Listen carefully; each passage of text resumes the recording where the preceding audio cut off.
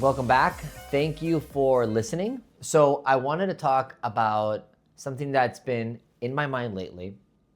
Shout out Claire, gives me lots of ideas. And I do think that it matters a lot. And sometimes in a fast-paced environment, we do not, like you can get caught up in like, if you are in the hustle, this only really applies to people that are actually like doing the hustle, the grind. If you're not this, you're not going to relate to this because it really wouldn't make sense. But I know a lot of people that listen you're probably like, you're so busy, you're in the grind, your belief is high because your level of activity, your action is high. You're taking time on Sundays to prep for the week. You're doing the thing. And if that's the case, then I think sometimes it is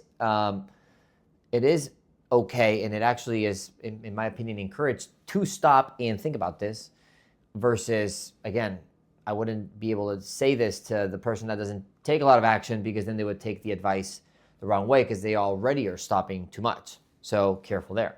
But if you are the person that's grinding, like you're on a journey, you have an inexpensive car, you have you're working more hours than what people say are normal, and all that stuff, then this is something that I heard this last weekend and talking about living 5 years intentionally to not live 50 years by mistake.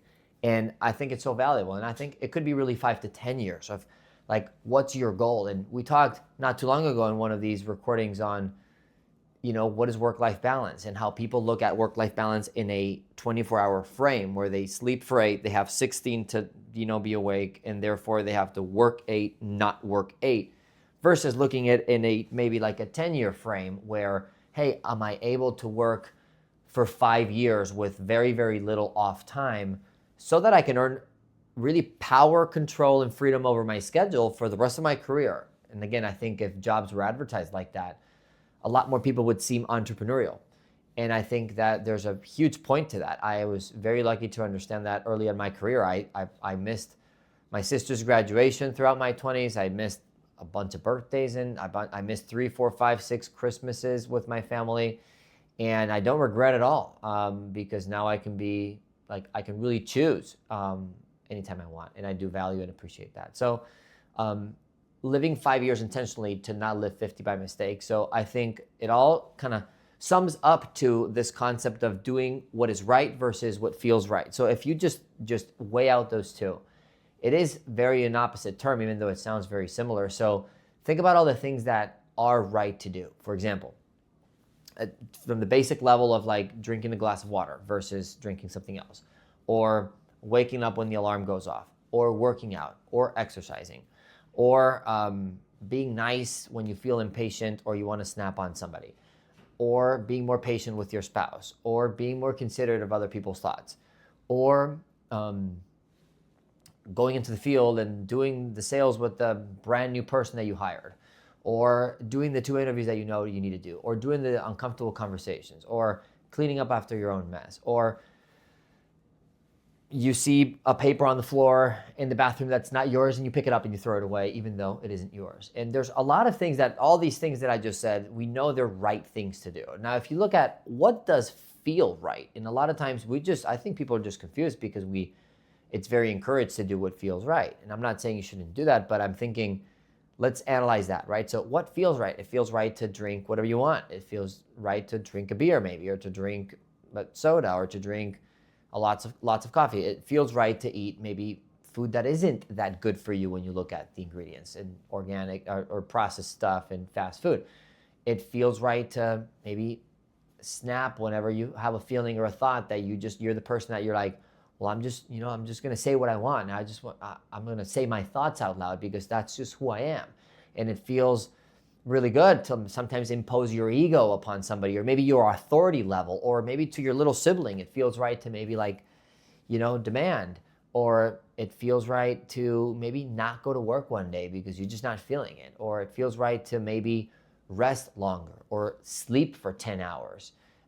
It might feel right to look at somebody you shouldn't be looking at. It might feel right to, I'm not sure what other examples I can think of. It might feel good to not participate at the company you work at and just kind of be a fly on the wall. It might feel good to not conduct that interview, not make that sale, not ask for the money. All these things feel right. And I think a lot of times, and I do think it's changing for the better, but I think society a lot has, in order to gain approval so that people can make more sales, they are like all the advertisements, schools, and just really people, they kind of gear you towards doing what feels right, because if I get you to feel right, then technically I have some sort of nice condition for you to get back to me, and I can purchase your approval, or you could be a customer to me.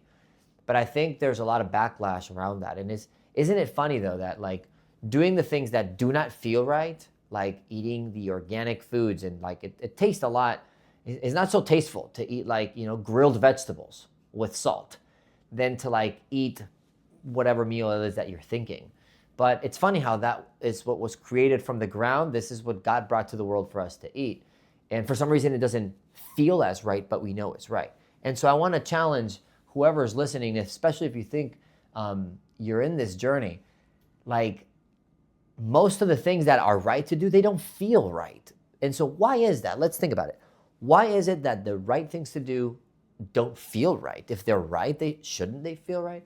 It's because the underlying, I think, the secret message behind it, and the guarantee, there's no guarantee to success, but if I had to pick a word to connect to success guaranteed, it would be delayed gratification in doing what is right, because I believe that what you sow, you reap. And this is a spiritual principle, right? It's like you can you can put the best seed, that if it's on the wrong soil or if it's on hard ground, nothing will grow from it.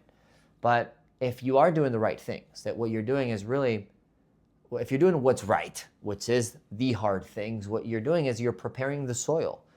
And you are, and it's not connected to anything, and only, you'll only be able to be proven over time, but preparing the soil and creating a good foundation, a good ground, so when a seed or something that feels right is planted, then it will grow and it won't go backwards. And I do think that, I battle this all the time. I promised myself that I would read every day of my life, and I'm not perfect. I've missed 2 days in the last 2 years, and I know that's a lot, or that's not a lot to miss, but still for me, I missed it. And it's kind of hard. I've had to adjust I've had to do, what does it feel right for me? I'll tell you a personal story. I like to wake up now, and this is a season I'm in for the last 2 years. I haven't been in the gym in 10 years, literally. But now I like going to the gym to the point that I don't feel right waking up unless I'm in the gym first. And what's really funny is I like to get inside the gym. I would like to get inside the gym, and I'd like to just do my 5 or 10 minutes of walking on the treadmill on my iPad, getting at work, and then going straight to work out. But I don't do that. That's what feels right, and I'd love to do that, but I don't. I promised myself a long time ago to do what is right to do for me, and that is, to me, taking a few minutes to pray, which doesn't take a lot of time, and reading the Bible, and reading a book. And so those 10 minutes of reading a book that I do at least 10 minutes every day, reading the Bible and praying, I promised myself that I would do every single day, and I will not compromise on that. And so I could read the Bible later during the day, but what I've noticed is I have to get it done right away so that I do not have to delay it or be thinking about it the rest of the day. So I just do it in the morning. And sometimes I have my iPad right here, and I want to answer 17 emails that feels really good, so I can get my day started earlier and kind of like flows into my day. It feels awesome, but I don't, because I need to read my book, because it's way harder for me, I found out, to read at night when I'm falling asleep. And it's a lot easier for me to give up on my goals when I'm tired and I'm, at hour 18 of the day, versus if it's right away during the day. So that's an example. So I want you to think like, hey, what are some of the things that I do that feel right, but I could switch for something that's right? And you know what it is? It's so gratifying to me now, because I can meet anybody and speak to them for 10 or 20 minutes, and I can guarantee them a book that I've read that can help their life move forward, because more than likely, because I've read every day, 10, 20, 30, 40 minutes a day, every day for the last 2 years. So I've read a lot of books, and I get a lot of gratification from helping people Connect to something that, I've read a few books that's changed my life. And I think that's very valuable. But I wouldn't have that if I only did what feels right. Sometimes I like eating ice cream now, and I'm on another season of eating ice cream every day. I can't do it every single day. It's not logical. It doesn't make any sense. It's not healthy either. So some days I have to do what's right and actually eat a full-blown meal of actual food versus eating ice cream. But I like to eat ice cream every single day until I die, because it would be a sweet death. But, and again, this is just me and my story, but I realize when I look back and people ask me, Richard, what have you done? What are some of these things that have helped you become successful over time? And I only can think of doing the things that are right, no matter if they feel right or not. And again, most of them don't feel right. So if you're able to acknowledge that, you know what, I'm gonna do a bunch of things that are good, but don't feel right. If you're able to line up a lot of wins in that area, I think you can advance your life forward if you do not expect results right away, and if you just do it because it's morally and ethically the right thing to do, and you only do things that feel right after the fact, after the things that have to be done right, and you can still get your little fix, you can still get your little sense of, I like, ice cream at the end of the night. If you've done all the things that are right prior, if you've read your book, you can, in my case, if I've read my book, I can watch TV and that's okay. But I have to know and do what is right first. After, I think a lot of people are encouraged to do what feels right, and that normally leads to disaster over time because it creates a lot of bad habits, and then those are a lot harder. It's a lot harder to stop a snowball once it's already big and coming down the hill than stop it before it grows. So hopefully that helps. Hopefully you look at your life and you're like, you know what are some things that I do that feel really good? What are some things that are good that I can move, that I can delay, that I can postpone? And then, hey, what are some things that are right that I don't do? And I remember the lady that picked up a piece of paper that was not hers on a parking lot at Walmart. And I was like, why are you picking that up? And she's like, because it's trash. It's like, well, yeah, you're right. It is trash. And I saw her pick up after somebody's mess with no reward for herself. And I just realized the only reason she did it is because it's right. And I would encourage you to do more of those things because it'll prepare your soil so you can have more success in the future. You'll reap what you sow. And that's what I want to say. So hopefully that helps. Hopefully you look at it and you can apply it. And I'll see you at the next one.